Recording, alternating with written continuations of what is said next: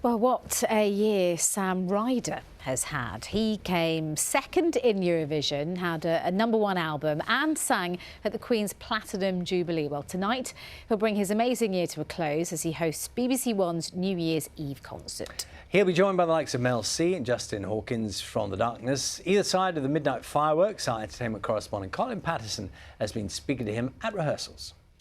Right, I'm going to show you around the stage before we get going tonight. We're just about to have another rehearsal.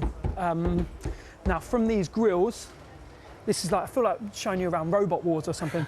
There's going to be like jets of smoke and wind, so it's going to look like... Your hair's... Yeah. Well, Sam Ryder, how would you sum up your 2022? I don't know if I could. Bonkers, berserk, a fluke. This is Dana, a wicked bass player who's joining us tonight. This guy is absolutely incredible. Rowan here on drums. Hey. Legend. Backing singers really lined up here. You've got your initials on the drums now? Yeah. Yeah.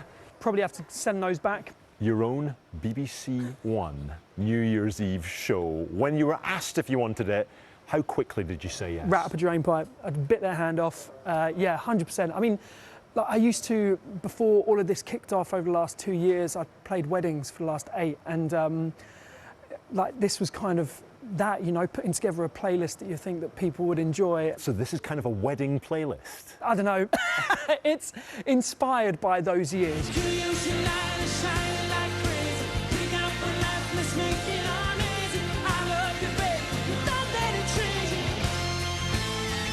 We're trying to unify people, no matter where they're like tuning in from, no matter if you've had an amazing year and you're moving forward, or if you've had a tough year and you want to let it go and move into the future, like, you can do it here with us tonight. This is Louis' guitar rig, we've got Emily's keys, got the horns here, and we've got disco balls, and the company was called Disco Ball Pool, and I like that, it just made me laugh.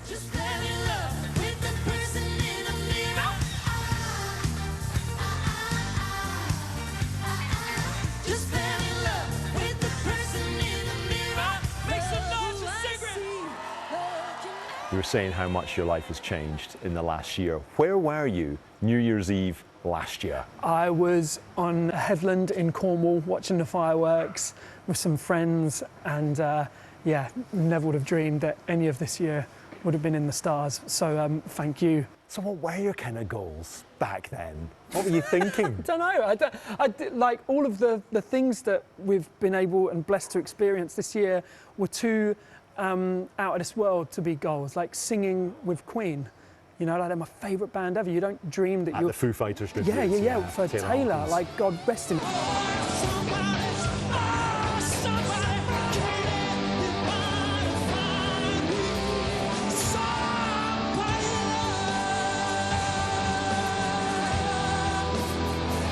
I was invited to sing by Dave Grohl and Queen, and you don't dream about those things because they're too, you understand, like, they're too wild to dream, but it happened, and I'm grateful for it. And one thing it's taught me going into next year is expectation is limitation.